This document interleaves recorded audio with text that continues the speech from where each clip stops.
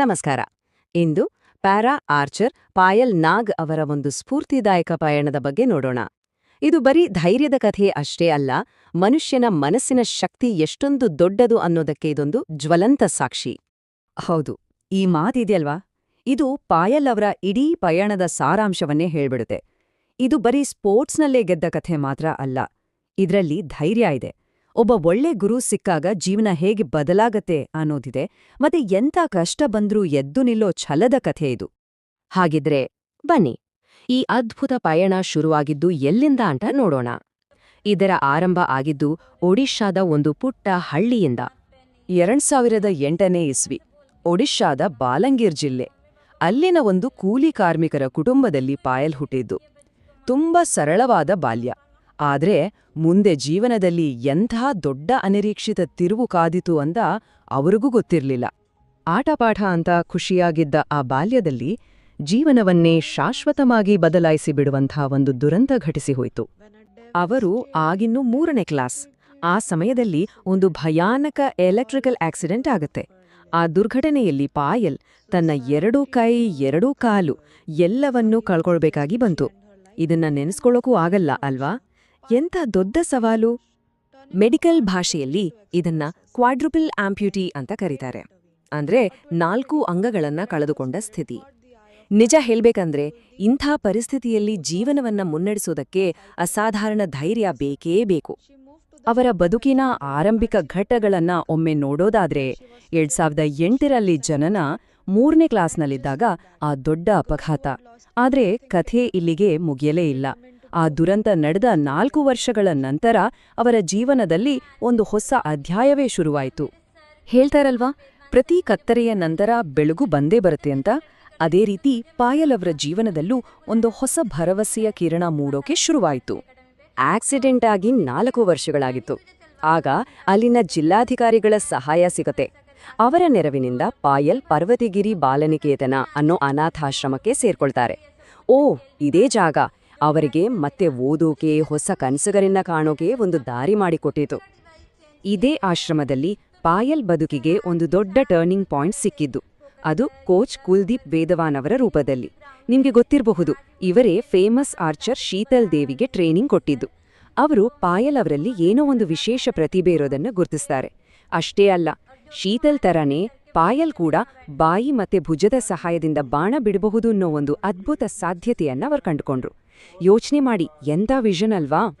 ಹಾಗಿದ್ರೆ ಆರ್ಚರಿ ಅಕಾಡೆಮಿವರೆಗಿನ ಅವರ ಹಾದಿ ಹೇಗಿತ್ತು? ಮೊದಲು ಅನಾಥಾಶ್ರಮಕ್ಕೆ ಸೇರಿದ್ರು. ಅಲ್ಲಿ ಕೋಚ್ ವೇದವಾನ್ ಅವರನ್ನ ಭೇಟಿಯಾದ್ರು. ಆಮೇಲೆ ಕತ್ರಾದಲ್ಲಿರೋ ಪ್ರತಿಷ್ಠಿತ ಮಾತಾ ವೈಷ್ಣೋದೇವಿ ಶ್ರೈನ್ ಆರ್ಚರಿ ಅಕಾಡೆಮಿಗೆ ಸೆಲೆಕ್ಟ್ ಆದ್ರು. ಈ ಇಡೀ ಜರ್ನಿಯಲ್ಲಿ ಅವರ ಜೊತೆಗಿದ್ದು ಬೆನ್ನೆಲುಬಾಗಿ ನಿಂತಿದ್ದು ಅವರ ಅಕ್ಕ ವರ್ಷ. ಕೇರ್ಗಿವರ್ ಆಗಿ ಅವರ ಪಾತ್ರ ತುಂಬಾ ದೊಡ್ಡದು. ಒಮ್ಮೆ ಅಕಾಡೆಮಿಗೆ ಸೇರಿದ್ಮೇಲೆ ಪಾಯಲ್ ಹಿಂದಿರುಗಿ ನೋಡ್ಲೇ ಇಲ್ಲ. ಬಾಯಿ ಮತ್ತು ಭುಜದ ಸಹಾಯದಿಂದಲೇ ಬಿಲ್ಲುಗಾರಿಕೆಯನ್ನ ಕರಗತ ಮಾಡಿಕೊಂಡ್ರು. ಅವರ ಆ ಕಠಿಣ ಪರಿಶ್ರಮ, ಆ ಛಲ, ಅದೇ ಅವರನ್ನು ರಾಷ್ಟ್ರಮಟ್ಟದಲ್ಲಿ ಸ್ಟಾರ್ ಆಗಿ ಮಾಡಿದ್ದು. 2025ರಲ್ಲಿ ಪಾಯಲ್ ಅವರ ಜರ್ನಿ ಇಂಟರ್ನ್ಯಾಷನಲ್ ಲೆವೆಲ್ ತಲುಪುತ್ತೆ. ದುಬೈನಲ್ಲಿ ನಡೆದ ಏಷ್ಯನ್ ಯೂತ್ ಪ್ಯಾರಾ ಗೇಮ್ಸ್ನಲ್ಲಿ ಅವರು ಮೊದಲ ಬಾರಿಗೆ ಭಾಗವಹಿಸಿದ್ರು. ಇದು ಅವರ ಮುಂದಿನ ದೊಡ್ಡ ದೊಡ್ಡ ಗೆಲುವುಗಳಿಗೆ ಹಾಕಿದ ಒಂದು ಗಟ್ಟಿ ಬುನಾದಿ ಅಂತಲೇ ಹೇಳ್ಬಹುದು. ಅದಾದ್ಮೇಲೆ ನಡೆದಿದ್ದು ಒಂದು ದೊಡ್ಡ ಆಶ್ಚರ್ಯ. ಜೈಪುರದಲ್ಲಿ 6ನೇ ನ್ಯಾಷನಲ್ ಪ್ಯಾರಾ ಆರ್ಚರಿ ಚಾಂಪಿಯನ್ಶಿಪ್ ಫೈನಲ್ನಲ್ಲಿ ಎದುರಾಳಿ ಯಾರು ಗೊತ್ತಾ? ಆಗಿನ ಚಾಂಪಿಯನ್, ಅವ್ರದೇ ಕೋಚ್ನ ವಿದ್ಯಾರ್ಥಿ ಶೀತಲ್ ದೇವಿ. ಪಂದ್ಯದಲ್ಲಿ ಪಾಯಲ್ ಶೀತಲ್ ಅವರನ್ನೇ ಸೋಲ್ಸಿ ಗೋಲ್ಡ್ ಮೆಡಲ್ ಗೆಲ್ತಾರೆ. ಇದು ಕ್ರೀಡಾ ಜಗತ್ತಲ್ಲಿ ಒಂದು ದೊಡ್ಡ ಸಂಚಲನವನ್ನೇ ಸೃಷ್ಟಿ ಮಾಡಿತ್ತು. ನ್ಯಾಷನಲ್ ಲೆವೆಲಲ್ಲಿ ಗೆದ್ದಾಯ್ತು. ಈಗ ಇಡೀ ಪ್ರಪಂಚವೇ ಪಾಯಲ್ ಅವರ ಐತಿಹಾಸಿಕ ಸಾಧನೆಯನ್ನ ನೋಡೋ ಸಮಯ ಬಂದಿತ್ತು. ವೇದಿಕೆ ಸಿದ್ಧವಾಗಿತ್ತು. ಸ್ಥಳ ಬ್ಯಾಂಕಾಕ್. ಈ ಟೇಬಲ್ ನೋಡಿದ್ರೆ ಅವರ ಸತತ ಗೆಲುವುಗಳ ಬಗ್ಗೆ ಒಂದು ಕ್ಲಿಯರ್ ಪಿಕ್ಚರ್ ಸಿಗುತ್ತೆ ನೋಡಿ. 2025ರಲ್ಲಿ ಜೈಪುರ್ ನ್ಯಾಷನಲ್ ಚಾಂಪಿಯನ್ಶಿಪ್, 2026ರಲ್ಲಿ ಬ್ಯಾಂಕಾಕ್ ವರ್ಲ್ಡ್ ಸೀರೀಸ್, ಎರಡರಲ್ಲೂ ಫೈನಲ್ನಲ್ಲಿ ಶೀತಲ್ ದೇವಿಯವರನ್ನೇ ಸೋಲಿಸಿ ಚಿನ್ನ ಗೆದ್ದಿದ್ದು. ಇದು ಅವರ ಕನ್ಸಿಸ್ಟೆನ್ಸಿಗೆ ಒಂದು ದೊಡ್ಡ ಸಾಕ್ಷಿ. ಆ ಬ್ಯಾಂಕಾಕ್ ಫೈನಲ್ ಪಂದ್ಯ ಇದೆಯಲ್ಲ, ಅಬ್ಬಾ ಎಂಥ ರೋಚಕವಾಗಿತ್ತು ಅಂದ್ರೆ ಕೊನೆವರೆಗೂ ಟೆನ್ಷನ್. ಪಾಯಲ್ 139 ಪಾಯಿಂಟ್ಸ್ ಗಳಿಸಿದರೆ ಶೀತಲ್ 136 ಪಾಯಿಂಟ್ಸ್ ಗಳಿಸಿದ್ರು. ಅಂದ್ರೆ ಕೇವಲ 3 ಪಾಯಿಂಟ್ಸ್ ಅಂತರದಲ್ಲಿ ಈ ಹಿಸ್ಟಾರಿಕ್ ವಿಕ್ಟರಿ ದಾಖಲಾಯಿತು. 139 ಇದು ಬರೀ ಒಂದು ಸ್ಕೋರ್ ಅಲ್ಲ, ಬರೀ ಒಂದು ನಂಬರ್ ಅಲ್ಲ. ಇದು ವರ್ಷಗಳ ಕಠಿಣ ಪರಿಶ್ರಮ, ಬಗ್ಗದ ಛಲ ಮತ್ತೆ ಅಸಾಧ್ಯವನ್ನೇ ಸಾಧ್ಯ ಮಾಡಿ ತೋರಿಸಿದ ಆ ಅದಮ್ಯ ಚೈತನ್ಯದ ಸಂಕೇತ. ಮತ್ತು ಆ ಗೆಲುವಿನ ಜೊತೆಗೆ ಪಾಯಲ್ ನಾಗ್ ಇತಿಹಾಸವನ್ನೇ ಬರೆದ್ರು.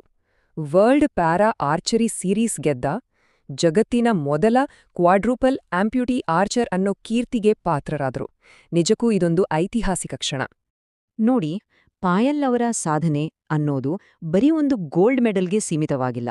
ಅವರ ಕಥೆ ಇದೆಯಲ್ಲ, ಅದು ಅದಕ್ಕಿಂತ ಎಷ್ಟೋ ದೊಡ್ಡದು. ಒಂದು ಅದ್ಭುತ ಪರಂಪರೆಯನ್ನೇ ಸೃಷ್ಟಿಸಿದೆ. ಹಾಗಿದ್ರೆ ಅವರ ಈ ಜರ್ನಿ ಏನನ್ನ ಹೇಳುತ್ತೆ? ಇದು ಊಹಿಸೋಕೂ ಆಗದ ಕಷ್ಟಗಳನ್ನ ಗೆದ್ದ ಕಥೆ. ಒಬ್ಬ ಒಳ್ಳೆ ಗುರು ಸಿಕ್ಕರೆ ಎಂಥ ಪವಾಡ ನಡಿಬಹುದು ಅನ್ನೋದಕ್ಕೆ ಸಾಕ್ಷಿ. ಕುಟುಂಬದ ಸಪೋರ್ಟ್ ಎಷ್ಟು ಮುಖ್ಯ ಅನ್ನೋದನ್ನ ತೋರಿಸುತ್ತೆ. ಎಲ್ಲಕ್ಕಿಂತ ಹೆಚ್ಚಾಗಿ ಮನುಷ್ಯನ ಸಾಮರ್ಥ್ಯಕ್ಕೆ ಇರೋ ಮಿತಿಗಳನ್ನೇ ಪ್ರಶ್ನೆ ಮಾಡಿ ಇಡೀ ದೇಶಕ್ಕೆ ಒಂದು ದೊಡ್ಡ ಸ್ಫೂರ್ತಿಯ ಚಿಲುಮೆಯಾಗಿದೆ ಅವರ ಜೀವನ. ಹಾಗಿದ್ರೆ ಕೊನೆಯದಾಗಿ ಒಂದು ಪ್ರಶ್ನೆ. ಪಾಯಲ್ ನಾಗ್ ಅವರ ಈ ಅದ್ಭುತ ಪಯಣದಿಂದ ನಾವು ಕಲಿಬೇಕಾದ್ದು ಏನು? ಅವರ ಈ ಕಥೆ ನಮ್ಮ ಜೀವನದಲ್ಲಿ ಬರುವ ಸವಾಲುಗಳನ್ನ ನಾವು ನೋಡೋ ರೀತಿಯನ್ನೇ ಬದಲಾಯಿಸಬಹುದಾ? ಖಂಡಿತ ಯೋಚನೆ ಮಾಡಬೇಕಾದ ವಿಚಾರ.